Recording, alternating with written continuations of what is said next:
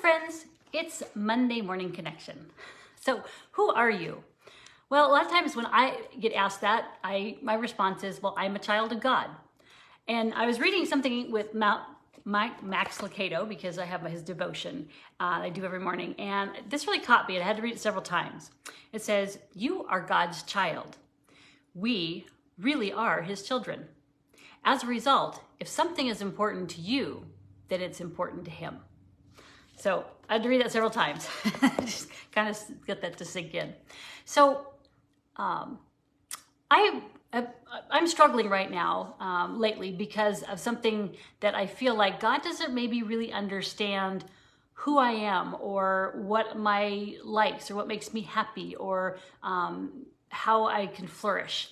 And it's one of those things where, he created our likes and dislikes. So, do we like more of the ocean? Do we like more of the mountains? Do we are more introverted? Are we more extroverted?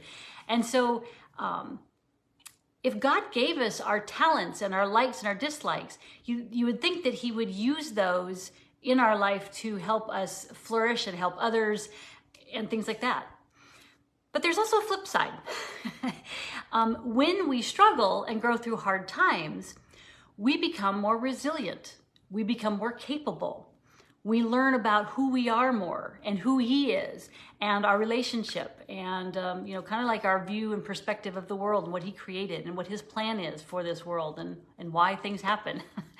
And so I was thinking about, what is a child? A child is usually very trusting, and so whether it's good times or bad times, he wants us to surrender, to be trusting, to kind of just, be calm. I remember as a kid, everybody always said, let go and let God. And I think I heard that a lot. So it must be kind of something I have a recurring theme here. But let go and let God, and let him direct your paths. He says, I know the plans I have for you, plans to prosper you and give you peace. And sometimes we're like, okay, when? How is that going to come about sometimes? And sometimes, yeah, it is. And so we can reflect on the times that it has been good, and we've been able to see his leading in our life. And I think that's really important to, in some ways journal about that, so you can see and look back on, hey, how has he led me in the past? Because that really helps. I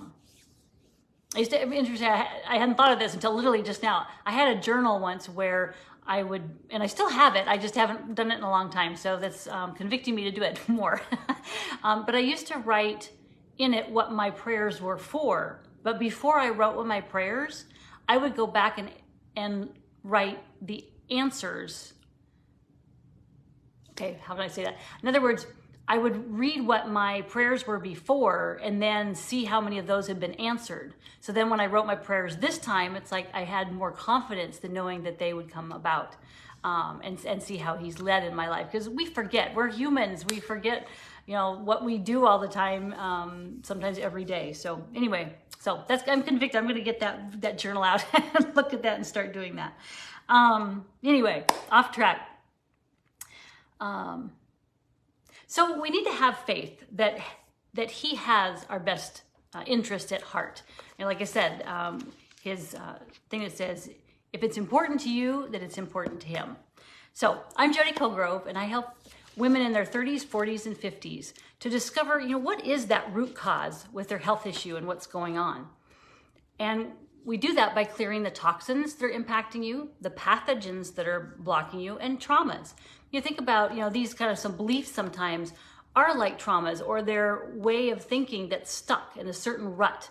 And so we work on trying to get that rut taken out and get you out of that rut. And that's called neuroplasticity. So it's a big word, but that's what it is. We're trying to get those ingrained beliefs, thoughts, behaviors to shift, so they're no longer, you're stuck. And so then that way you can finally get answers about your health issues, get clarity on what to do, have energy to be able to do it. So then you can live in peace, knowing you're headed in the right direction, getting back the health you want, that God originally gave you, that you so richly deserve.